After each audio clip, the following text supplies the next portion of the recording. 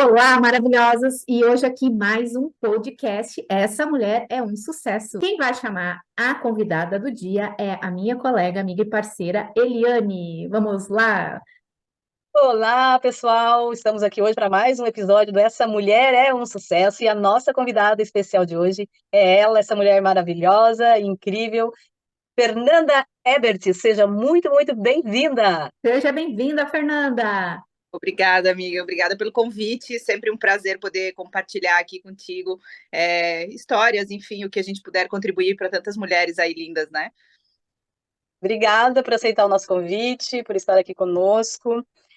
Fer, hoje que tu está aqui conosco para compartilhar um pouco da tua história, dos teus momentos, o que tu gostaria de iniciar aqui falando sobre a Fernanda? Então, Eliane, quando tu me trouxe essa ideia de falar de mulheres de sucesso, é isso? É.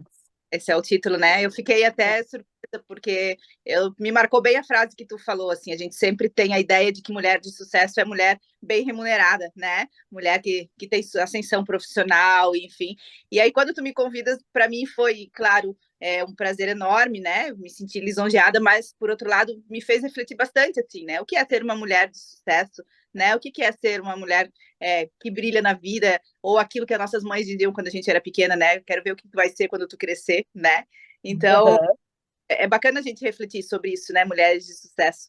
E aí me veio muito, assim, toda a trajetória de vida que nós somos resultado de toda a nossa trajetória, né? E fiquei me lembrando, assim, lá do meu início, de infância, que eu tive bastante questões escolares. Fui uma menina que lutou sempre na escola para tirar boas notas, já para ser uma criança de sucesso. Eu não fui uma criança de sucesso, né? Então eu tive que rebolar bastante, tem uma história aí bastante difícil, com separação de pais, padrasto, madrasta, essa confusão toda aí que os adultos acabam colocando a gente, né? Então teve uma história bem difícil, e aí eu passo uma adolescência um tanto mais difícil ainda, porque, bom, a gente reedita na adolescência tudo aquilo que a gente viveu na infância e com muito mais força. Então, na adolescência vieram todas essas questões escolares, mais ainda, porque eu tive uma mãe extremamente rígida com as questões escolares. Ela queria sempre resultado, em busca dessa mulher de sucesso, né? Ela queria que eu fosse uma mulher de sucesso, como todas as mães, né? Natural do ser humano. Mas então passo por uma adolescência um tanto difícil, história com padrasto, enfim, saí de casa com 14 anos, fugida, porque a vida não era nada fácil, né? Ele tem uma história aí de abuso psicológico muito grande, enfim. E eu tive que sair de casa a forceps, porque não tinha mais condição de conviver naquele ambiente, né? E foi aí que começou toda a minha vida e a minha história para eu chegar até aqui hoje e estar tá como eu estou, né? Muito bem resolvida, né? Então, eu saí de casa com 14 anos, saio de Curitiba, venho para Blumenau, onde mora toda a minha família. O meu pai, né, me acolheu, enfim. E aí inicio, não parei os estudos, continuei os estudos. Mais para frente conheci meu marido, já com 20 anos, já conheci meu marido, que sempre me estimulou, sempre me deu suporte para eu não parar, para eu continuar, né? Mas logo em seguida vieram os filhos também. Aos 23 anos eu tive meu primeiro filho, né? Hoje eu tenho um casalzinho, mas tive o meu filho muito cedo, com 23 anos, mas sempre angustiada com as questões ainda da ascensão profissional, né, das questões escolares. Eu tinha terminado meu ensino médio, mas eu queria fazer uma faculdade, porque era uma coisa que minha mãe desejava muito, que eu estivesse formada. Eu tenho mais duas irmãs, então na época elas também não tinham feito faculdade, então isso sempre martelou muito na minha cabeça, assim, eu preciso me formar, eu preciso ter uma profissão, porque até ali eu trabalhava sempre com venda, sempre trabalhei com comércio, enfim, não tinha me dedicado a essa parte, até porque não tinha nem condição psíquica para isso, emocional, enfim. E fui procurar, quando meu filho tinha 2 aninhos, fui procurar uma faculdade, iniciei pela pedagogia, já por uma crença muito limitante, assim, de eu não posso fazer outra faculdade porque eu não tenho potência. Porque era isso que sempre, desde criança, eu escutava, né? A Fernanda tem dificuldade na escola, a Fernanda não consegue, a Fernanda é muito fraca, a Fernanda não tem potencial. Eu sempre escutei isso. Isso a gente vai entendendo sobre as crenças limitantes, o que vão construindo para você, né? E para mim foi construída essa Fernanda, que eu não tinha capacidade para, de repente, fazer uma psicologia, que era o meu desejo de muito tempo, assim. Então, nem tentei, eu nem fui tentar fazer psicologia, tentei direto pedagogia, porque para mim era o mais fácil, né? E fiz um semestre de pedagogia e não me realizei, não gostei, não era isso que eu queria. E aí tive a oportunidade, conheci na faculdade, a faculdade de psicopedagogia, né? Graduação em psicopedagogia, não por acaso, porque se trata de uma profissão onde vai trabalhar com as dificuldades de aprendizagem, algo que foi extremamente marcante em todo o meu desenvolvimento, né? Então, me debrucei a estudar sobre as dificuldades de aprendizagem e descobri muitas coisas sobre a minha pessoa. Não é uma faculdade que a gente entra para se analisar, mas tu acaba se analisando. É E verdade, é incrível, né? A gente se descobre muita coisa. Meu Deus, é vai lindo. começar. E vou te dizer assim que foi extremamente importante para mim, porque foi ali que eu descobri, na verdade. Até então, eu sempre me culpabilizei de todos os estresses dentro de casa, de todas as brigas, porque eu não estudava, porque eu só tirava nota baixa. Então, ali eu consegui tirar uma carga, um peso de mim, porque ficou muito claro de que a escola, para mim, não era um ambiente onde eu tinha que estudar, era um ambiente onde eu tinha que viver, onde eu tinha que me divertir, porque fora a escola eu não tinha, eu era muito reprimida, minha mãe não deixava sair muito para brincar, eu via meus colegas na rua pela janela, às vezes eu podia, às vezes eu não podia. Telefone na época era aqueles de discar, né? Tinha cadeado, eu não podia usar o telefone para falar com os meus amigos, porque tinha Pena que tu cadeado. não me conheceu, então, amiga, porque o meu primo, sabe o que ele fazia? Ele pegava aquele do cadeado, né? E ele aprendeu, não sei como, que gurizada sempre, não importa a época, sempre aprende os truques, né? E ele batia assim, os números e fazia as ligações. Meu Deus! Mas olha, é incrível. Então tudo isso, sim, eu era muito fechada, a minha criação foi muito rígida, foi muito fechada. Então, eu descobri na vida adulta de que a escola, para mim, ela não funcionou como um ambiente de aprendizagem em si, e sim um espaço de lazer, porque eu queria me divertir, porque eu estava na idade, né? E, enfim, então eu fui descobrindo isso e fui tirando um peso de mim, né? De que, bom, eu estava participando de uma convivência familiar extremamente irregular, onde eu era colocada numa situação como se fosse a vilã, né? Mas no fato de ser, eu era de verdade, né, naquele ambiente muito vítima, porque eu era uma criança, né? Então, eu não tinha condições de poder conversar com a minha mãe sobre isso. Olha, mãe, tá, tudo bem, eu vou estudar, mas permite que eu faça também os dois, que eu vá brincar, que eu vá me divertir, né? Enfim, não tinha esse espaço. Então, eu acabei inconscientemente usando a escola para me divertir, né? Então eu era a menina do fundão, eu era a menina da bagunça. Hoje é muito engraçado porque eu encontro meus colegas aí lá de trás e a gente sempre ri, porque eu tenho histórias, inúmeras histórias aí engraçadas, porque eu era quase que o bobo da corte, né? Que eu ia para bagunçar mesmo. Várias saídas da sala de aula, as freiras me mandavam para fora, enfim, aquela confusão. Então, Ainda estudava em escola de freira, meu Deus. Aí a repressão é maior ainda, né? claro, porque era isso que era exigido de mim, né? De que eu fosse extremamente Uhum. certinha. Ela buscava uma filha muito diferente do que era a realidade, né? Eu não era a filha certinha, eu não era, apesar de que a certinha sempre tinha, né, na nossa geração essa ideia de que a certinha era quietinha, era a que se enquadrava dentro das caixinhas, né? E eu nunca fui uma pessoa que me enquadrei nas caixinhas, eu nunca tive esse padrão. Então, Tu por tinha mais aquele perfil de menina mais molequinha, total, moleque, moleque. que é uma delícia, né? Eu reprimi essa menina moleca, Pois mas é. é uma delícia quando a É que gente consegue botar pra fora.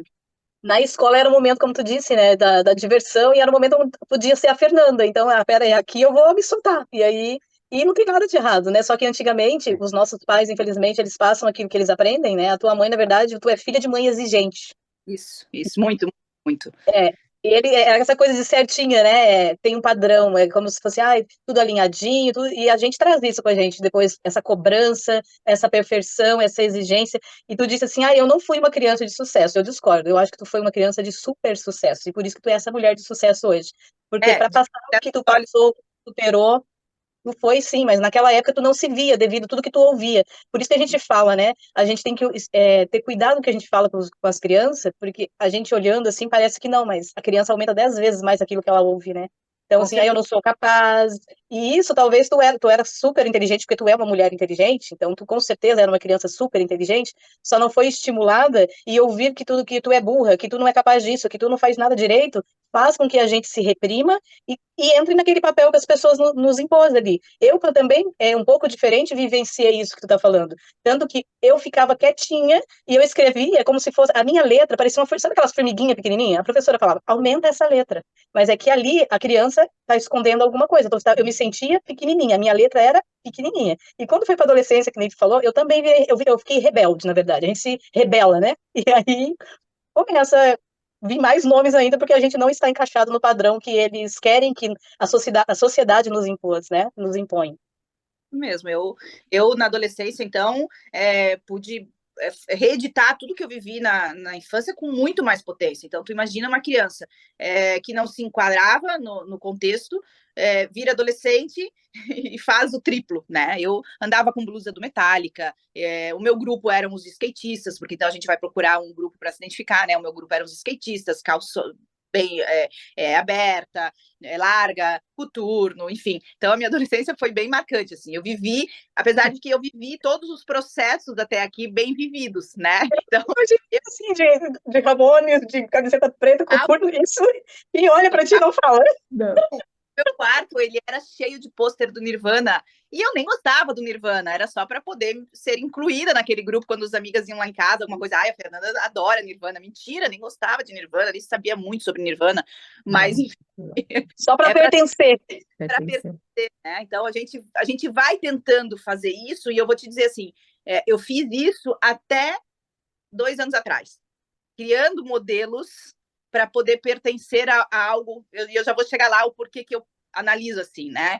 Então eu vou voltar ao que a gente estava falando sobre o início da minha faculdade, que foi um marco, e ali eu comecei a ver a necessidade de terapia. Bom, meu filho já tinha 2 anos e eu comecei a me dar conta sobre essas questões de resultado, de eu sou resultado daquilo do que fizeram de mim, mas eu não preciso ser isso que fizeram de mim. Eu tenho a capacidade de mudar, né? Então, ali aos 23 anos, eu inicio toda a minha trajetória aí de terapia, sempre baseada muito na psicanálise, porque a minha faculdade no Rio Grande do Sul vem desse eixo, né, da psicanálise, então, sobre Freud, Lacan, enfim, a gente tem muito embasamento teórico nisso, e aí eu vejo a necessidade de ir para terapia. Para quê? Para não repetir a história com os meus filhos do que tinha acontecido comigo, porque eu já estava começando com muita exigência, imagina, uma criança de 2 aninhos, né, então eu já estava sendo a minha mãe, na verdade, eu estava reeditando tudo que eu aprendi com ela, esse modelo de mãe, né, claro, falando aqui do lado de exigir, porque ela teve o lado bom também, eu sempre digo assim, a gente precisa descobrir a mãe boa também, ela teve inúmeras qualidades, onde, né, ela que me ensinou toda a maternagem, toda essa questão com o bebê, eu aprendi tudo isso com ela foi uma excelente mãe nesse sentido, mas o sentido da rigidez, eu estava repetindo a história, e aí eu vou me dando conta durante esse processo todo, de que, bom, eu não preciso ser ela, até porque fisicamente nós somos extremamente parecidas. E eu sempre dizia que eu era a miniatura dela, né? Até que em terapia isso foi martelando e eles me mostrando sempre assim, por que tu usa esse termo de miniatura? Tu precisas ser miniatura de alguém, né? E aí eu vou transformando isso em verdade, não preciso ser ela, né? Não preciso responder a ela. Enfim, então eu passo todo esse trajeto aí da faculdade, extremamente realizada, porque meu marido super me apoiando, né? Aquela coisa. Aí eu tenho a minha segunda filha também, um pouco mais para frente. Teve mudanças, eu sempre me mudei muito depois de casada pelo trabalho do meu marido, né? Então eu sempre ia acompanhando, então eu tive que parar a faculdade por 2 anos, a gente morou fora do país, depois voltamos, eu continuei a faculdade, sempre querendo investir no estudo, sempre, porque eu tinha isso muito assim, né? Como se fosse, eu preciso dar essa alegria para minha mãe da faculdade, né? Então eu preciso terminar. Isso muito inconsciente, sem me dar conta, sem pensar, sem processar. Então eu vou e termino a faculdade, nesse período eu já tenho a Eduarda, que é a minha filha hoje com 16 anos, o meu filho está com 21, então, nesse período, eu tinha os 2 pequenos. Na minha formatura, ela tinha uns 4 aninhos, eu acho, por aí. E aí eu termino a faculdade e já inicio o meu consultório, né? Fui trabalhar com crianças com dificuldade de aprendizagem, sempre na área clínica, sempre cliniquei, a minha veia não era escola, até porque eu acho que eu tinha muitas questões com a escola, eu não queria trabalhar nesse ambiente, porque, bom, agora formada, entendendo todo o processo, eu acho que a escola ia me dar muita angústia, de eu ia querer mudar muita coisa dentro dela e eu não ia conseguir, porque é um sistema já montado, então vamos para a clínica, trabalhar com essas crianças e poder fazer do limão uma limonada, né? Então, de tudo que eu passei na minha vida escolar, de tantos traumas, vamos botar assim, né? Porque foram muitas brigas, muitas surras. A minha geração apanhou muito, né? Então as minhas memórias que eu tenho assim de apanhar, de brigar, de estresse, sempre foi devido à escola. Então vamos para tentar na clínica ajudar, né? Tantas famílias aí com dificuldade, enfim, mas sempre nesse período, sempre em terapia, né? Tinha muita coisa aí para resgatar. Tanto que hoje eu consigo falar dessa minha história sem me emocionar, porque eu já tenho um pouco da carapaça, né? Eu já curei um pouquinho as feridas, um pouquinho bastante, porque em outro momento, se eu não tivesse feito, eu estaria já em prantos, né? Então, a gente faz terapia para poder se fortalecer e poder se reestruturar, né? Que é isso que eu digo, assim, ninguém é múmia, ninguém precisa viver com tudo que fizeram de ti. Tu pode te transformar, tu pode te moldar em outro modelo e te descobrir, enfim. E foi isso que eu fiz. E aí, eu me formei no Rio Grande do Sul, comecei a minha clínica, e deu super certo, né? Super certo. Comecei devagarinho, aluguei uma salinha. Primeiro eu sublocava horários, depois eu aluguei uma sala, dividia consultório, enfim. E aí, sempre, junto com tudo isso, com todo o apoio do meu marido, mas a gente sempre teve essas coisas de agora precisamos nos mudar. Ele conseguiu um emprego melhor, então a gente precisa ir. E eu fui indo, eu fui sempre acompanhando ele e mudando o consultório, né? Então, cada vez que eu me mudava, era um estresse, assim. Então, vamos montar tudo de novo, porque é um trabalho muito de formiguinha, né? Eu tinha que ir nas escolas, me apresentar para formar toda a clientela, enfim. E eu sempre muito despachada, eu nunca tive dificuldade de comunicação, sempre fiz isso, em todas as vezes. E nisso tudo, vamos linkando sempre com o profissional, com o pessoal, a minha mãe estava sempre antenada, tanto que na minha formatura minha mãe chorou horrores, né? No dia lá, eu me formei em julho, e aí ela estava presente, se orgulhou muito, chorou, enfim, me marcou bastante essa data. Em julho, em outubro, ela faleceu, com 58 anos, né? E aí, putz, para nós foi uma bomba, assim, porque imagina que agora que eu me formei, agora que eu ia mostrar tudo para ela, né? A minha potência de montar a clínica, de poder mostrar a mulher de sucesso para ela, ela foi embora, né? Com 58 anos, sem estar doente, ela não tinha doença nenhuma, ela só descobriu um probleminha no coração, foi fazer uma cirurgia e teve hemorragia e não resistiu, né? Veio a óbito. Puxa, e agora, né? Vamos continuar. Só que aí cai uma ficha para mim eu acho que eu tive uma crise existencial, assim. Eu estava ainda no Rio Grande do Sul, acho que a Eliane até nem sabe disso, mas veio uma ficha para mim, assim, o que eu estou fazendo aqui? Meus filhos, eu não tinha ninguém, eu não tinha família no Rio Grande do Sul, né? O meu marido, que é daí, então eu estava sozinha, criei as crianças, eu e ele sempre muito sozinhos, não tínhamos as minhas irmãs todas, a minha família toda em Santa Catarina, e a família do meu marido, por outro lado, sempre uma família muito ocupada, minha sogra sempre trabalhando, então não tinha tempo para poder nos auxiliar. E aí eu caí a ficha e disse, o que eu tô fazendo aqui, né? Meus filhos vão crescer sem tio, sem vô, ainda tinha meu pai também aqui em Blumenau, sem vô, sem nada, eles vão crescer muito, sabe, para mim caiu a ficha assim de parece que falta o sentido da família, eu sempre fui muito família. E aí eu, em conversa com meu marido, disse, puxa vida, né? Agora eu montei o consultório, as coisas estão indo super bem, e as crianças, o meu filho já estava maiorzinho, ele vai entrar na adolescência, ele vai estar super vinculado com os amigos, a gente não vai poder mais ir para perto da família. Ou a gente vai agora, porque aí o meu consultório já estava começando a dar certo, né? Já tinha bastante clientes, ou a gente fica aqui, né? Vamos construir a nossa vida aqui e tal. E para minha surpresa, na próxima semana, meu marido chega, ele tinha um cargo muito bom já na época, como diretor de uma empresa, e ele chega e diz para mim, Fê, eu conversei na empresa e eu pedi demissão. Vamos embora? E eu disse, tu tá louco? Como assim vamos embora? Não, a gente conversou e a gente teve plena consciência de que para nossa vida é melhor estar perto da família, para as crianças, para nós. Então vamos, ou é agora ou é nunca, né? Ou é só quando a gente se aposentar. E foi feita. Ele só disse para mim, a única pergunta que ele fez para mim, se a gente precisar mudar o padrão, tu aceita? Eu disse, claro, eu vou fazer o que for possível para a gente viver bem e para estar perto da minha e do meu pai, né? Então minha mãe se vai, tem o meu pai aqui, as minhas irmãs, então vamos voltar para Blumenau. E foi, a gente fez toda a mudança, meu marido nunca teve medo também, sempre foi um homem muito corajoso.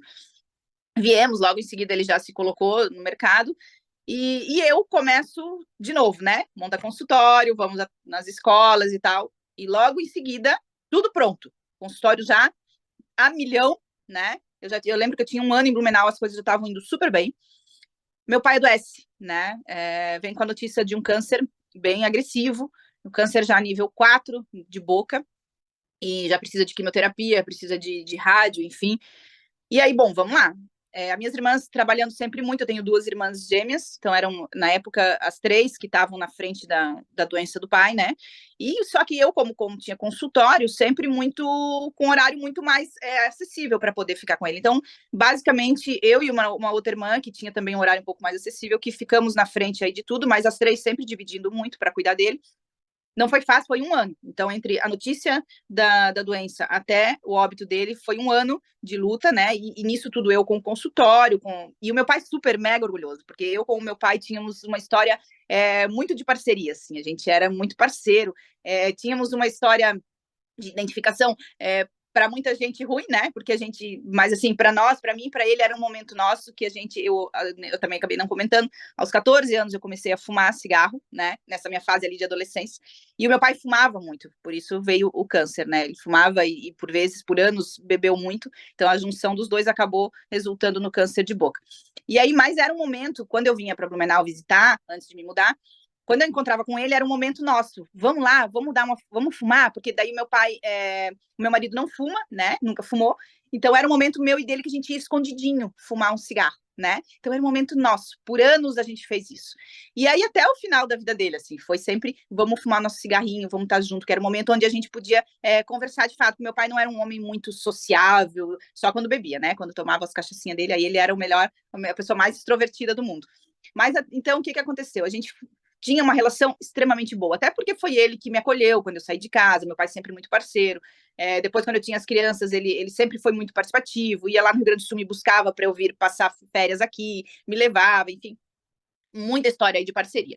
E aí, nesse 1 ano, ele adoece tal, e ele vem a falecer. Para nós foi um choque, para mim e para minhas irmãs, porque daí também, um pai com 67 anos, né, cara jovem, cheio de vida, em 1 ano descobre e se vai, né. Então foi uma perda muito grande para nossa família. Então 3 jovens, eu e minhas irmãs, ficamos órfãos aí de pai e mãe, né. E aí, bom, começa a minha ascensão, continua a minha ascensão na clínica, começo a dar palestras, né? Começo a entrar nas escolas, então, numa outra posição de poder ajudar muitos pais. Eu sempre fui para o viés, tive sempre muita facilidade para auxiliar os pais, porque eu fui muito embasada com a área da psicanálise, então eu tinha muita bala na agulha para poder dar conta, né? Eu trabalhava na clínica sempre com uma classe social mais exigente, né? Não que as outras sejam menos, mas eu digo de culturalmente, eu sempre tive que estudar muito para poder dar conta de muita demanda, então, né? Desse tipo de clínica que eu optei, né? Então, eu estudei muito, fui muito a congresso, eu estava numa ascensão profissional muito boa. Mas, inconscientemente, tudo isso concomitante às terapias, né? E aí já entro num pós-graduação, eu sou a minha primeira pós em estimulação precoce para trabalhar com bebês, então que tem dificuldade aí no desenvolvimento. E sempre estudando, sempre em congressos, aí palestrando já na clínica, bombando a milhão, mas sempre me perguntando, assim, inconscientemente, claro, a mulher que me exigia tanto para ver todo o meu sucesso não estava mais, né? E aí, nas palestras, eu parecia que eu nunca era suficiente. Toda vez que eu entrava num púlpito lá para poder falar, parece que eu não chegava. Eu sempre tinha esse vazio dentro de mim de que, putz, tô falando para quem, né? E aí, sempre os terapeutas falando para mim assim: imagina teu pai lá, então, no final, porque ele é o que te sustentava, né? O que te dava todo o apoio. Imagina ele. Mas não era ele, né? Eu queria ela. Ela era a mulher que eu queria mostrar de que, ó, tua filha conseguiu, tá aqui, né? Enfim, e foram anos de terapia. Eu entrei numa outra especialização, sempre com embasamento psicanalítico, sempre procurei essa área porque me identificava super.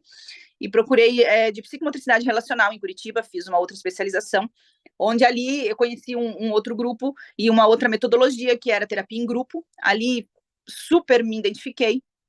Então, continuei mais alguns anos nessa terapia, que me ajudou muitíssimo. E aí eu sempre, com essa angústia assim, da clínica, amava o meu fazer, a minha clínica, eu fechei ela, eu estava com 17 famílias em andamento, né? Então, eu tinha já a agenda das 8 às 6 da tarde preenchida, né?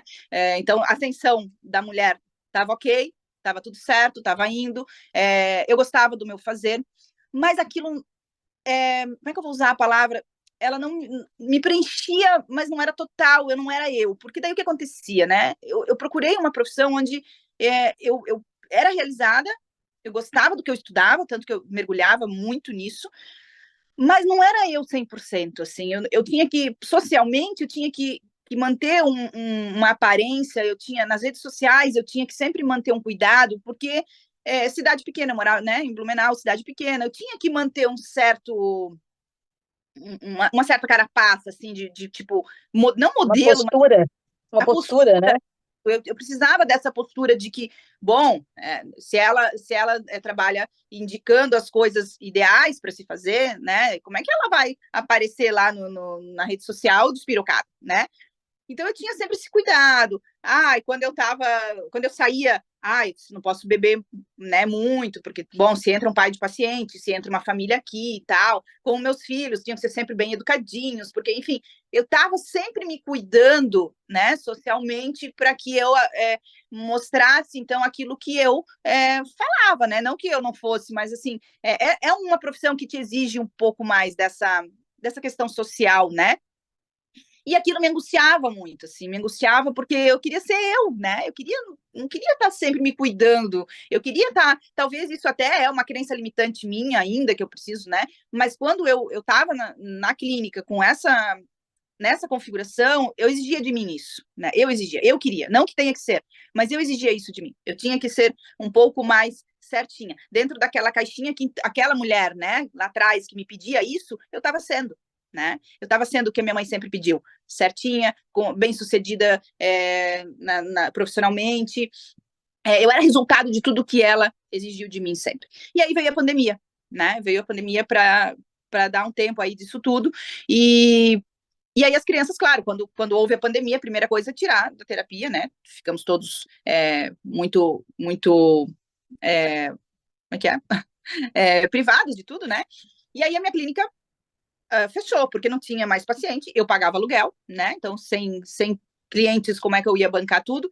Acabei decidindo por fechar, vamos fechar. E nisso, concomitantemente, meu marido sempre com essas questões da profissão dele também, né? De crescer, de galgar outros espaços, enfim. Ele veio e disse, eu consegui um trabalho, uma posição melhor, estava em outra cidade, né? E aí eu disse, puxa vida, mas eu me mudei para Blumenau para ficar perto da minha família, e aí agora a gente vai ter que se mudar de novo, né? E aí ele disse, não, fica em Blumenau, né? Vamos devagarinho. E nisso, eu ainda tentei outro espaço, tentei um salão de beleza, porque, por outro lado, então tem a Fernanda muito vaidosa, que gosta muito de maquiagem, de cabelo e de moda, enfim. Quem sabe, né? A pandemia veio para me mostrar, talvez, outros caminhos, porque salão de beleza sempre foi uma coisa que me interessou muito. E aí, enfim, né? Sempre em terapia trabalhando isso. Por que salão de beleza, né? Minha mãe era uma mulher extremamente vaidosa, extremamente cuidadosa com ela mesma, né? Então, tudo que eu aprendi sobre feminilidade, eu aprendi com ela, porque ela gostava, sim, de se arrumar. Minha mãe foi apresentadora do Jornal do Almoço em Blumenau, há muitos anos atrás. Então, sempre muito vaidosa. Apresentava concurso da Garota Hering, aqui na cidade, era muito famosa. Então, sempre teve esse link aí com as questões de vaidade e de beleza. Bom, enfim, vamos lá. Um cabeleireiro na época me convidou para uma sociedade, eu abri um salão de beleza, então saí totalmente do que eu tinha me proposto, né? Mas eu já estava com isso na minha cabeça, assim, eu vou seguir o que talvez me faça um pouco mais feliz, né? Não que a profissão não me desse isso, eu estava feliz, mas eu queria preencher o vazio, né? Que eu tinha aquilo sempre. E aí entrei numa furada, que me associei com um cabeleireiro que, na época, foi como... Era meu amigo, na verdade, né? E não deu certo, a gente acabou fechando o salão, ficamos alguns meses só, não foi para frente. E aí, nisso, meu marido já estava trabalhando em outra cidade, eu decidi, então, tá, que daí ficou, meu filho passa na faculdade, meu filho entrou na faculdade em Joinville e eu em Blumenau. Então, eu e minha filha em Blumenau, meu marido e meu filho em Joinville. E aí a gente faz as contas e, bom, para quê, né? Vamos juntar todo mundo aí, eram 2 horas de viagem para ele ficar indo e vindo, vamos para Joinville. Então, me mudei para Joinville, e aí veio a interrogação. Vou montar consultório? Vamos começar de novo? ai, sabe, assim, daí eu, puxa vida, começar tudo de novo, de ter que ir nas escolas, de ter que montar todo o espaço, comprar todo o material de novo, porque ali eu já tinha me fiz de todo o material da clínica, começa tudo de novo e tal. E aí eu disse, você quer saber, eu vou dar um tempo, vou decidir o que eu vou fazer. Nesse meio tempo, a gente, se rolar a clínica de novo, rolou, se não rolar, a gente vê o que faz. É claro que essa decisão sempre pautada, porque meu marido tem um posicionamento, né, que pode dar conta de todo o resto financeiramente, porque senão não teria escolha. É óbvio que eu já teria voltado para a clínica, porque é o que eu sei fazer de verdade, é o que eu estudei, né? Então, óbvio que eu teria voltado se não fosse essa a minha realidade. Mas eu tive a oportunidade, então, de dar esse tempo para mim, né? E nisso tudo, muito angustiada com essa questão minha de me ver, né? Sempre, puxa vida, eu sempre com sobrepeso, sempre tive uma questão de sobrepeso, sempre tive essa questão do cigarro, porque desde os 14 até 2 anos atrás, né? Até os 42 anos, fumando. Então, isso me fazia muito mal. Meu pai faleceu por causa do cigarro, né? Eu vi todo o sofrimento dele do câncer pelo cigarro. E aí aquilo começou a me angustiar de uma maneira que eu disse, cara, não tá certo isso. Eu não fazia nada, eu não gostava de caminhar. Para mim era um estresse eu fazer qualquer tipo de exercício. Odiava a academia, não podia falar em academia. Lá em Blumenau eu tinha uma amiga que dizia, Fê, vamos caminhar no final do dia, né, e tal. Não, não, ai, não, vamos fazer outra coisa, vamos tomar uma cerveja, porque eu sempre gostava de uma cervejinha e tal. Vamos. Isso que era meu meio, assim, tipo, a gente só vive uma vez, vamos nesse caminho. E aí eu me vi com 1,60 m e 73 quilos. Eu já estava indo com sobrepeso e já indo para subindo, né, o gráfico para a obesidade. E aí, nesse momento também, descubro uma questão com a minha filha, na época, com 14 anos, esteatose hepática, né, que é a gordura no fígado. E aí a gente começa a precisar fazer toda uma reestruturação. Eu levo ela ao médico e a médica disse para mim, olha, tua filha tem gordura no fígado, é do sobrepeso, ela também, né, estava com sobrepeso, e tem duas opções, ó, daqui para frente, o que vai acontecer? Ou ela muda todos os hábitos, ou daqui para frente vai vir hepatite, depois da hepatite, a cirrose e depois transplante de fígado. Se é isso que vocês querem, vocês continuam como vocês estão. Ou, vou ser bem sincera, ou vocês mudam a rotina da casa. Porque daí, né, nesse momento, estava ela, eu, meu marido, com sobrepeso. Meu filho nunca teve, mas tinha maus hábitos também alimentares devido à família, né? Então, para mim, foi um baque ali de que, puxa vida, é verdade, porque a gente já tinha tentado vários tipos de dieta com ela, já tinha levado em 300 nutricionistas para tentar mudar essa questão alimentar dela, enfim, mas a gente nunca, de fato, deu as mãos juntos e vamos todo mundo fazer por ela, né? E aí, nesse momento, e eu sou muito decidida, assim, quando eu tenho uma questão e eu decido, bom, é isso e ponto. E aí eu disse, eu converso com meu marido, cara, a gente vai ter que mudar, todo mundo vai ter que mudar aqui em casa, porque senão a Eduarda não vai conseguir sozinha, né? Não tem como chegar sexta-feira a gente pedir pizza e a menina comer carne com salada, não tem como. Vamos fazer. E aí levei ela numa nutricionista que nos ajudou muitíssimo, né? Uma profissional diferenciada, enfim, e ela na mesma linha, ou vocês fazem todos ou não vai dar certo. E aí iniciamos esse processo. E aí ela precisa fazer academia para ajudar no emagrecimento. Eu, puxa vida, academia, cara. E ela disse para mim, mãe, mas eu só vou se tu for comigo, né? Eu disse, cara, não quero, eu detesto academia, eu não quero fazer academia, mas pela minha filha eu preciso, né? Então nos inscrevemos na academia e começamos ali. E aí eu me lembro que eu, na época, sabe quando tu vai por ir? Levantava aquelas pernas lá nos aparelhos por levantar, nem sabia para que servia. Então foi um ano assim de fake news, né? Vamos fazer porque tem que fazer, porque dizem que é saudável e vamos lá. E aí a gente começa a ver o processo acontecer com a minha filha e comigo também, porque mudamos todos os hábitos, né? Tiramos o trigo, tiramos o açúcar. É claro que isso eu tô falando a grosso modo, isso foi bem devagar, não foi da noite pro dia. E só que eu voltava da academia, primeira coisa que eu fazia, tinha uma área no apartamento fora, assim, eu pegava um cigarro para ir fumar. Primeira coisa. E aí, cara, eu pensava, mas não tá combinando a coisa, né? Eu acabei de fazer exercício físico, venho e vou fumar, né? Tá? E aí me vinha sempre, e por isso a necessidade, assim, e a importância das terapias, porque eu me lembro sempre de um terapeuta que dizia para mim assim, tudo que a gente é dependente é porque a gente não é livre, né? E essa frase ficava na minha cabeça, assim, se você é dependente de alguma coisa, você não tem liberdade, né? E aquela coisa do cigarro me pegava, assim, tipo, cara, é verdade. E eu não ser livre, Fernanda, não ser livre, eu preciso ser livre, eu quero ser livre, né? Nessa ideia de não posso ser dependente de nada. E aí, eu disse, tá, então vamos fazer o seguinte, a hora que que nos mudarmos para Joinville, eu vou parar de fumar. E aí foi feito, a gente nos mudamos para Joinville, eu já tinha perdido 17 quilos, a minha filha perdeu 15 quilos com a reeducação alimentar e com a academia. E eu me mudei e se Deus chega, não quero mais fumar. Não quero, eu quero ser livre, não quero ficar dependendo de nada. Mas sempre com aquela coisa do meu pai, né? Do cigarro, da doença e tal. Não quero mais. E decidi. E ponto, até hoje. Né? Então, eu sempre tive isso muito comigo, assim, quando eu tomo uma decisão, e por isso que eu afirmo sempre, tu precisa mudar o chip, tu precisa querer de fato que as coisas aconteçam, porque muita gente fala, eu não consigo, mas é porque tu não quer, de fato. E nem tentou, de verdade, né? E assim, e a ambiência constrói a gente, né? E a ambiência quem faz somos nós. É nós que decidimos aonde nós queremos estar, as pessoas que vão estar ao nosso lado, o que nós vamos fazer, né? E Fê, e como é que tu foi parar naquele trabalho? Eu acho lindo aquela, eu chamo de exercício, né? Uma atividade física também do circo, né? Se tivesse aqui em Novo Hamburgo, não é inveja, né, amiga? Eu já te falei, né? Eu faria, porque eu amo. Aquilo ali pra mim eu amo, porque eu também, assim, ó, eu não gosto de academia. Eu malho em casa, mas eu não gosto de academia. Não dou certo com academia.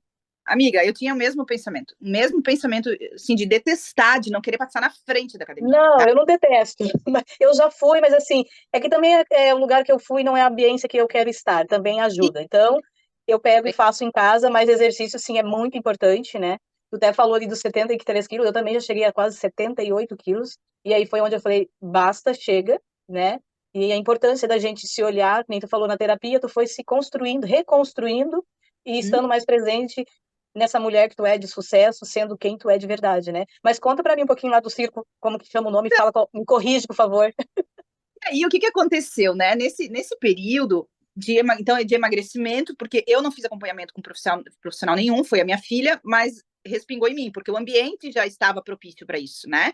Não tínhamos mais pizza final de semana, tinha mais sempre uma vez na semana só, aquela coisa, a gente sempre seguiu muito assim, 90% do tempo regrado e 10% então a gente pode sair porque tem que viver, né? Tem que fazer a exceção. Mas tá, enfim. E aí cara, comecei a olhar para mim de verdade, assim, eu não preciso ser a miniatura dela. Porque minha mãe tinha os quadris enormes, né? Sempre, e ela sempre construía. E aí que eu digo das crenças limitantes, né? E ela sempre dizia: tu vai ficar igual a tua avó, que tinha os quadris enormes, sempre muito gordinha. Olha aí, olha só, teu pé é igual da tua avó. Olha só, tua bunda é igual da tua avó. E aí, quando eu emagreci, eu pensei assim, cara, não preciso ser igual a minha avó, não preciso ser igual a minha mãe. Eu posso. E aí comecei uma resignificação comigo, de começar a me gostar. Porque eu emagreci e eu comecei a gostar do que eu estava vendo no espelho, porque eu não me gostava.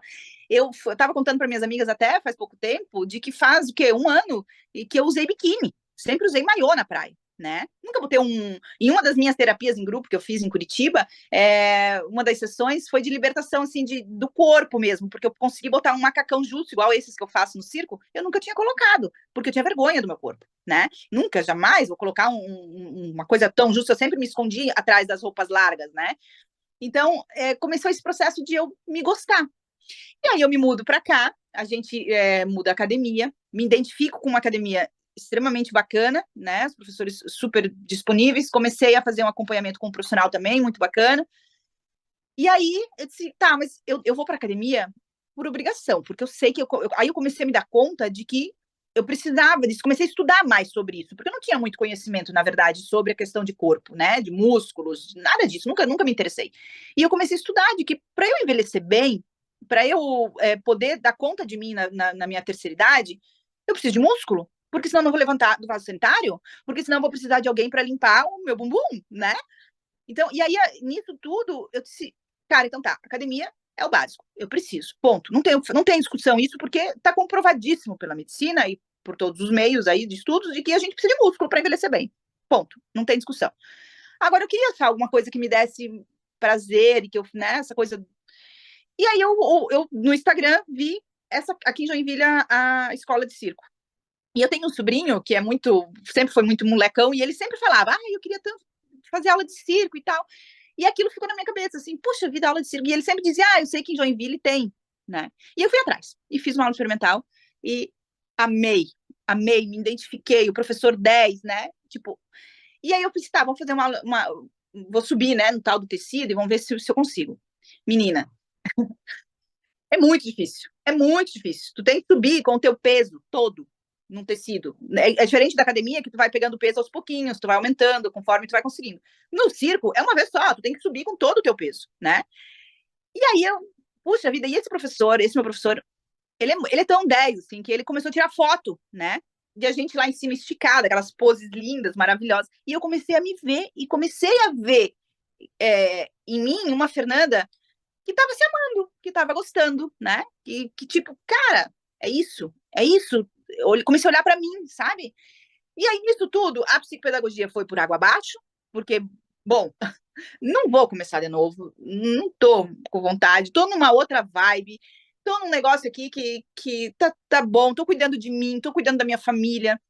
Meu marido super me apoia em tudo que eu vou fazer, meu parceirão de vida aí. Meus filhos, todos, os dois, né? O Guilherme, super identificado com a academia também.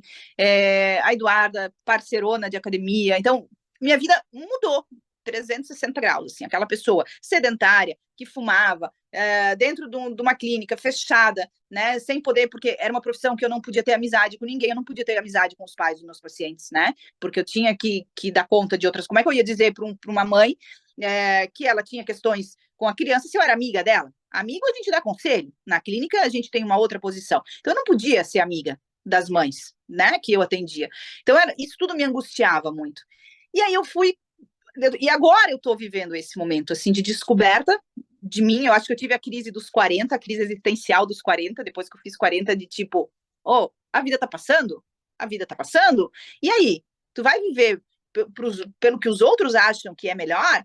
Tu vai viver pelo que a tua mãe queria que tu fosse? Porque daí eu me dou conta de que essa faculdade que eu fiz e tudo que eu fiz era para agradar ela, né? Por mais que eu me realizei nos 10 anos que eu tive clínica, mas no fundo era para ela e ela não tá mais aqui para ver. Ô, amiga, deixa eu se tu se sente à vontade, quando tu redescobriu essa Fernanda, né, e que tu falou, não, agora eu vou ser quem eu sempre quis ser, eu vou viver, porque até então tu estava sobrevivendo, que é o que a maioria de nós fazemos, né? Teve uma época que tu cortou teu cabelo bem curtinha, porque isso também fez parte, tipo, eu vou criar uma nova Fernanda, então eu quero tudo novo, ou não, simplesmente, eu me deu vontade de cortar, eu fui lá e cortei. Não, essa questão do meu cabelo foi bem interessante, que foi quando eu encerro a clínica, na pandemia, e eu inicio esse meu outro trabalho aí no salão, e eu levo uma rasteira desse meu amigo cabeleireiro, né, que foi algo bem, bem difícil para mim, né, e por anos que eu fiquei em Blumenau, eu tinha já 6 anos em Blumenau, quem fez toda a tintura no meu cabelo, quem mexia no meu cabelo era esse meu amigo, né, ele era o cabeleireiro, e e aí ele me dá essa rasteira, o salão não dá certo, enfim, e eu vou vir para Joinville, já sei que eu vou me mudar. Só que eu me olhava no espelho e eu me via gordinha, né, sedentária, fumando, porque eu já não estava mais feliz. Apesar de eu ter o vício da nicotina, eu precisava fumar, mas eu não estava mais feliz fumando. E com aquele cabelo que me remetia sempre à minha decepção que eu tive, né? E eu disse, cara, eu preciso tirar esse cabelo. Eu não posso mais. Eu não posso me olhar no espelho e ver ele aqui. Eu não posso.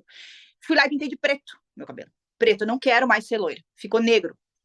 Eu lembro, Só... mas ficou lindo também, né? Bom, ela fica linda de qualquer jeito, mas tu ficou linda de preto também, com o cabelo curtinho, curtinho. Mas aí me veio agora, eu tinha esquecido, por isso que eu falei.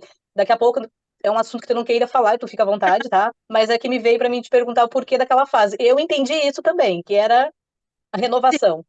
Aí eu me lembro sempre da minha sogra, né? Que ela fala que por vezes na vida a gente precisa ser um pouco a. Como é que é aquele pássaro? A fênix, né?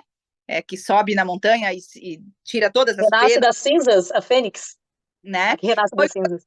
literalmente, assim, literalmente, porque eu fiz uma transformação de corpo, onde eu perdi 17 quilos. Eu quis tirar toda a minha história que eu tive de ruim, né? Então aí eu pintei de preto, mas eu sabia que por baixo do preto, olha a loucura do ser humano, por baixo daquele preto estava o loiro. Eu sabia que tinha a mão dele ali ainda. Disse, não, cara, tem que cortar. E aí eu cortei super curtinho, bem curtinho, mas não raspado, só curtinho. E daí passou uns meses e tal. Eu disse, não, mas eu não consigo ser morena, eu quero ser loira de novo. Quando eu vou passar o loiro, queimou de sair fumaça no salão, de sair, de abrir o laminado assim, fazer, né? Só que eu já sabia, porque o cabeleireiro da época me falou, olha, tem um risco muito grande de dar corte químico. Eu disse, não tem problema. Se tiver que raspar, é isso que eu quero tirar esse cabelo de mim. E foi o que aconteceu. Tivemos que raspar, máquina 2, né? Raspei, tirei tudo. E ali começa a nova Fernanda. A partir dali, é muito interessante isso, porque essa É metáfora da. muita. Eu tô quietinha aqui que eu tô encantada, tá? Não pensa que eu tô encantada com a tua história. E é muita, muita coragem raspar a cabeça para uma Sim, mulher. Tu porque eu viu? queria, É uma mulher, né? Com um M bem maiúsculo. eu queria renascer, eu não queria mais aquela história, eu não queria mais aquela Fernanda que fez o que a mãe pediu, que a mãe exigiu, ou que tipo, o cigarro, que era uma identificação com o pai. Não era meu, essa história não era minha, essa história foi montada para mim, sabe? Inconscientemente, as minhas crenças limitantes. Essa Fernanda, claro que faz parte de mim hoje, mas não era o que eu queria ser quando eu crescesse. Eu não queria ser isso quando eu crescesse, sabe? Eu queria ser eu queria poder ir para a internet e mostrar o que eu sou, não, sem ficar claro que a gente tem, que a gente mostra muito as coisas bonitinhas e tal, né? Claro. Mas eu queria ser eu queria poder vir aqui e dizer assim, não, agora sim. Agora eu me olho no espelho, eu me gosto, sabe? Agora eu não tenho mais o quadril que foi montado para mim que eu ia ser aquilo. Eu não Isso. tenho mais estar na frente de um púlpito como a minha mãe, que foi apresentadora do Jornal do Almoço, que dá palestra. Para quê? Para quê? Para eu ser uma mulher de sucesso, para eu ganhar muito dinheiro? Isso não faz mais sentido para mim, sabe? Ai, eu gosto de viver bem, claro, não sou hipócrita em dizer isso, né? Quem não, Mas né? o que mas assim, eu quero ser eu, sabe? Eu quero poder ir num lugar e dar risada com as minhas amigas e tomar o meu vinho, tomar minha cerveja, porque eu quero, não é porque eu tenho, eu tenho que cuidar, porque senão vai entrar um pai de um paciente. Não, hoje E não. Fer, não, desculpa te interromper, né? E tu é uma pessoa que tu é alegria em vida. Tu já, não sei se alguém já falou isso pra ti, mas tu é assim. E tu tem o espírito aventureiro. E pessoa que tem espírito aventureiro, ela não consegue se prender a um padrão que não é dela, né? E é que nem dentro da constelação a gente trabalha muito essas repetições familiares, que é o que a gente traz dos nossos pais, dos nossos avós. E que legal quando a gente olha para isso, que nem tu olhou, eu, a Tati e todas as outras pessoas que fazem terapia, e eu também trabalho, né, com isso. E a gente olha para os filhos e olha e fala, eles não são obrigados a fazer o que eu sonho para eles, porque eles têm os próprios sonhos. Eu posso não concordar, mas é o meu dever respeitar, né? Então, isso é muito lindo. Eu sou apaixonada, né? É Não tô, libertador. agora deixa eu ouvir. Não E, tava e te ouvindo. uma coisa, Eliane, tu falaste ali, né? A pessoa que tem um espírito, né, assim, de libertadora, ela não aguenta ficar presa muito tempo. Tem mulheres, tem pessoas, até homens, enfim, mas vamos aqui é mulher, é um espaço, né, mais feminino, que aguentam, mas como essas mulheres se tornam mulheres extremamente amarguradas. Sabe aquelas Isso. mulheres que a gente olha, e a mulher, ela não sorri, ela não se mistura, ela fala mal das outras. Amargura, fel, A limão Fer, total. A Fer, ela não sorria muito, tanto que, né, eu com certeza as pessoas achavam que ela era mentira, só que eu também me identifico nisso, porque a gente cria uma máscara pra gente sobreviver, e aí a gente fica mais no lado masculino nosso, do passar o trator por cima e fazer, do que na nossa feminilidade, que é o nosso natural, né, a gente tem que estar com os dois equilibrados, e isso é muito lindo, e eu até comentei com a Tati antes de tu entrar, eu falei assim, a Fer, quem olha, ela pensa que ela é brava, que ela é metida, mas ela é um ser maravilhoso, mas por quê? E aí tá explicado de novo, porque filhas de mães exigentes se tornam exigentes, não é qualquer pessoa que faz parte da tua vida, não é qualquer coisa que tu aceita, e tu tava vivendo uma fase que qualquer pessoa tava bom, porque tu queria se pertencer, e tu não tava na Fernanda, porque a tua mãe, por mais que, nem tu falou assim, ela também tem um lado incrível dela, ela errou tentando acertar porque ela queria o melhor, era o amor que ela sabia te dar, né? E no fim, isso te transformou na pessoa maravilhosa que tu é, mas também esse cargo da exigência é muito difícil para uma mulher carregar, né? Até ter a consciência. É um preço muito alto, a gente paga um preço muito alto. E eu vou te dizer assim, porque talvez a dificuldade das mulheres também poderem se resgatar, porque a gente sofre muitas críticas, tá, Eliane? Assim, ó, eu vou te Eu dizer, sei. esse período de Fênix, de eu me despir toda, né? E voltar das cinzas, vamos dizer assim, cara, foi muita crítica. Hoje, eu vou te dizer assim, ó, eu sei que eu pertenço a uma classe eu sou loira, de olhos azuis, né, sou vaidosa, enfim. Eu nunca passei muito preconceito durante a minha vida, nunca, como agora, tá? Vou te dizer que assim, eu vivencio hoje na pele a questão do preconceito. Por Mas aí, quê? pode falar, desculpa. Por quê? Porque hoje eu escolho o que eu vou comer, eu não como mais qualquer coisa. Porque eu não quero beber cerveja a qualquer momento, todos os dias, né? Porque eu não abro mais mão da minha academia. Porque eu preciso. Fernanda, vamos fazer tal coisa. Não, igual para a gente poder se reunir aqui. Eu não vou abrir mão da minha academia, do meu treino, para poder fazer algo que eu posso fazer outro dia. entende? Porque a prioridade agora sou eu. A prioridade, claro que eu falo eu, mas a minha filha sempre está junto, ela ainda continua a fazer os exercícios comigo e tal. Longe de querer Aí tem essa questão de, ela quer seguir um padrão. Ai, subiu para a cabeça agora. Ai, ela quer ser top model. Gente, eu tô me amando, Mas entendeu? tu sabe o que é isso? São pessoas que ainda estão extremamente feridas, o emocional delas completamente abalado, que seguem um padrão de... Porque o que é colocado em nós? É que nem um cavalo, né? Coloca aquela crina e aí a gente segue um atrás do outro. Tem um desenho assim que fala do celular, mas na vida é isso que acontece. E aí quando tu acorda pra vida, tu fala, peraí, essa não sou eu. Espera aí. Vamos dar um jeito, vamos viver, eu, vou ser feliz, vou me amar. E quando tu fala agora assim, primeiro eu, tu tá certa. Primeiro a Fernanda, primeiro a gente, porque quando eu olho para mim e eu me amo primeiro, eu tenho amor suficiente para dar para os meus filhos, para o meu esposo e para as pessoas que estão ao meu redor. Só que as pessoas não têm essa capacidade, elas acham que tudo é errado. E eu te admiro cada vez mais por tu estar ali fazendo, porque as pessoas, se tu não faz, elas vão falar. Se tu faz, elas vão Não falar de tem. qualquer jeito. Então, que falem tu sendo quem tu é. E essa Eliane também que eu vou construir em 2024. Apesar que eu já mudei muito, eu sempre fui rebelde, né? Mas agora, amiga, agora eu liguei aquele botãozinho de uma vez por Pode deixar, todas. amiga, que eu falo por ti. O botão do foda-se. É que ela é muito polida e ela não gosta de falar palavrão. Eu Mas, não gosto de amiga, falar que não tem palavrão. problema nenhum. É o que eu fiz e venho fazendo agora, sabe? Porque é um preço muito alto. Cara, assim, eu não tô buscando padrão. Eu escutei essa semana ainda um profissional falando na internet até que me identificou muito assim. Não é justo eu com meus filhos, o amor que eu tenho por eles, não é justo fazer com que eles tenham que cuidar de uma idosa doente. Não é justo para eles. Eles vão ter uma vida adulta para seguir com a família deles, independente de ter que cuidar de uma idosa doente. Não, isso não quer dizer que eu não vá ficar, né? Não dá. Fernanda, esse profissional era o Elton Elder, do Uhum. GPS? Maravilhoso, né? Até Então, eu escuto muito essas coisas, e para mim faz muito sentido isso, né?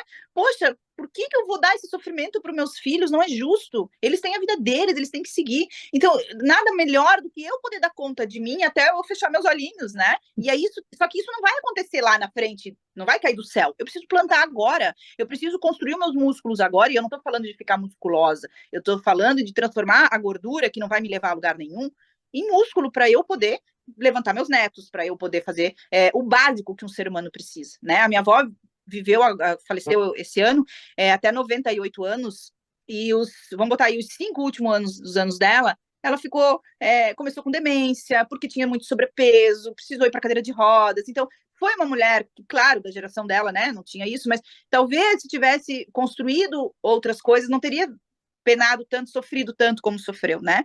Então eu acho que, para mim, a minha mudança de chave, meu chip mudou quando eu entendi isso, de que eu não quero ser uma idosa que eu dependa dos outros, porque eu sempre fui muito, isso aí é da personalidade, né, de cada um, eu acho, sou sempre muito decidida, assim, eu tenho muito essa característica de eu quero fazer o que me dá prazer, né? O que eu gosto.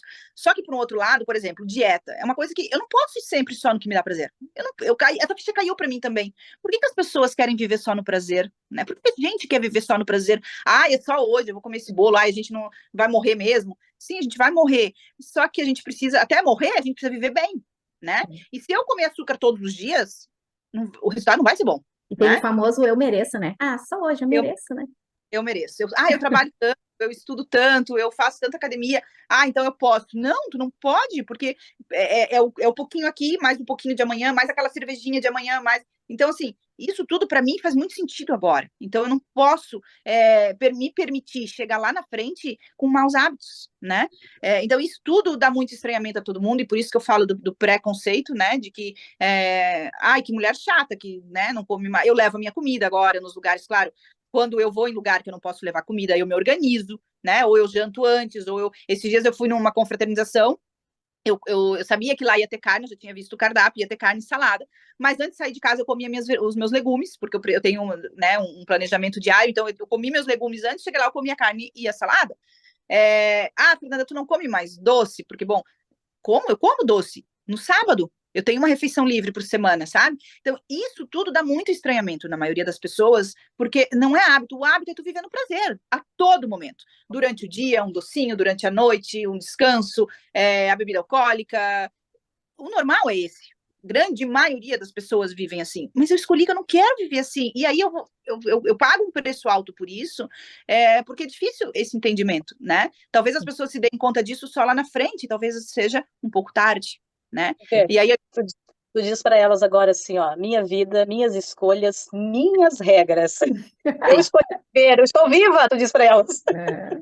Sim, sim. E aí começa agora um momento assim de muito elogio, né? E claro que isso vai te dando uma autoestima diferente. É claro que eu vou me posicionando diferente, porque todo mundo que me olha diz, meu Deus, que mudança. Se olhar minha foto de 2020, 2019 e hoje, é uma diferença gritante.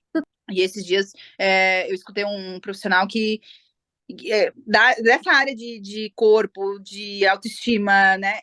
Até vou falar o nome dele, Paulo Musi, que é um médico, né? Que é um Ah, eu fisiculturista. sigo ele. Maravilhoso. E ele diz assim, cara, a pessoa que tem a capacidade de mudar o seu corpo, a pessoa que tem a capacidade de transformar a sua rotina em outra rotina totalmente diferente, ela é capaz de qualquer coisa na vida. E sabe que eu me sinto muito empoderada hoje para fazer qualquer coisa, porque é uma redescoberta de si próprio, sabe? Cara, eu consegui modificar um fazer diário, uma rotina diária que estava muito longe do que eu vivi 42 anos fazendo, para eu conseguir manter, porque uma coisa é tu emagrecer e fazer exercício por um mês, por 2 meses, por 6 meses. Uma coisa é tu trazer isso como estilo de vida, né?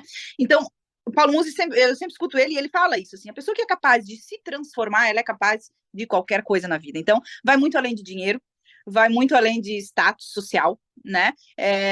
Hoje, eu não preciso, mas se eu precisasse, eu tenho certeza que eu iria para o mercado com muito mais garra, com muito mais força para ganhar dinheiro, porque eu estou com uma autoestima muito boa, eu sei que eu tenho potência, eu sei que eu consigo, eu sei que eu teria muito mais facilidade para poder hoje estar à frente de um negócio. Então, o que vier, amiga, hoje, depois de tudo que eu passei nesses 2 anos aí de transformação, né, de ter subido lá na montanha, me depenado toda e ter me feito de novo, eu teria muito mais garra. Então, hoje, posso dizer com absoluta certeza, assim, o que vier, pode vir. Que não seja doença, o resto, eu estou bancando. E literalmente tu te depenou, né? Tu subiu a montanha que nem a fênix, renasceu das cinzas e foi. E assim, amiga, é lindo de ver, né? Sempre que eu posso, eu vou lá e eu escrevo pra ti, porque eu sou uma pessoa, às vezes as pessoas pensam que é falsidade, não. Quando eu elogio, quando eu não consigo ser falsa com ninguém. Porque Eu eu já também. engoli muito sapo, assim, tu também. E a gente sabe, quando a gente engole, que a gente não precisa mais, é tão Não. libertador. E isso é sucesso na vida da gente, né? Então, para finalizar aqui o nosso, né, bate-papo aqui, da sua história, do que compartilhou aqui conosco, eu vou deixar para a Tati perguntar para ti a nossa pergunta final, que a gente sempre faz, porque a Tati hoje só ficou te admirando, falou pouco, né? Então eu vou deixar Bastante. para ela fazer a pergunta, o grande finale, vamos falar assim, para ti. Vamos lá. E rufem os tambores. Fernanda, pergunta é: o que é sucesso para Fernanda? Sucesso para mim, me amar, me gostar. Porque dali para frente, tudo que todos que estão à minha volta vão ganhar com isso, né? Eu me amando, eu tenho certeza de que eu vou ter muito mais condições de compartilhar com a minha família, com os meus amigos, uma pessoa muito melhor.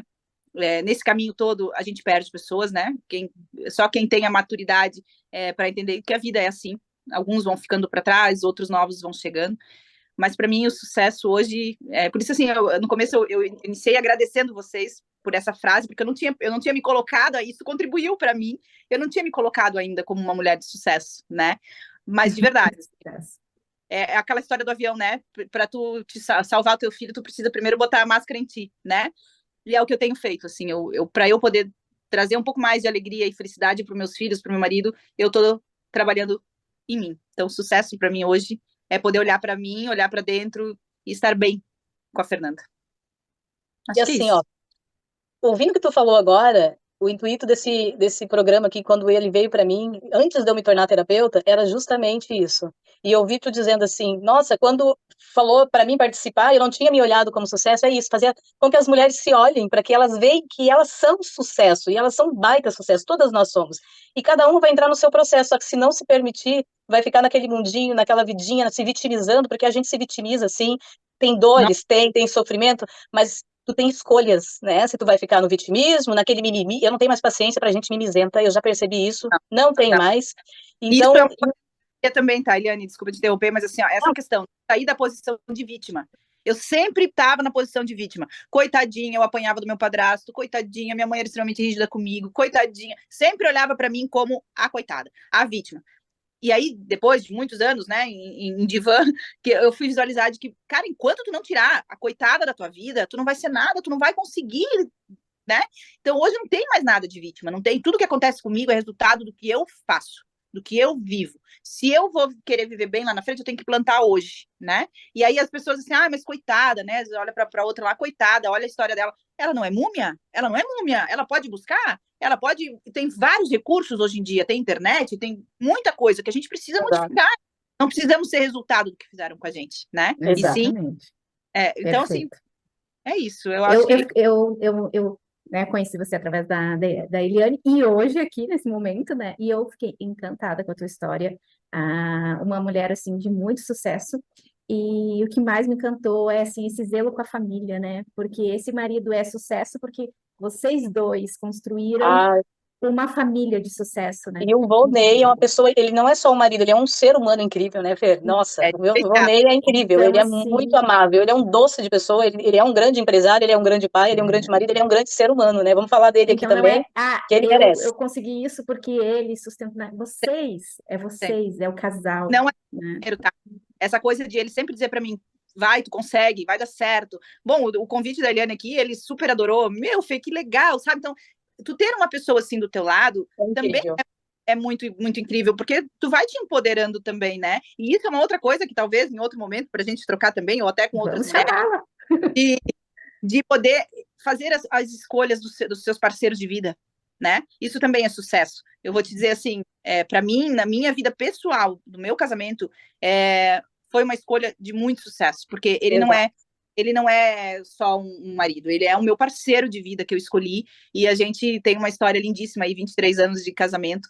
Então, isso eu brinco com meu filho agora tem uma namorada, e eu brinco, né, vocês têm que escolher muito bem a sua parceira de vida, né?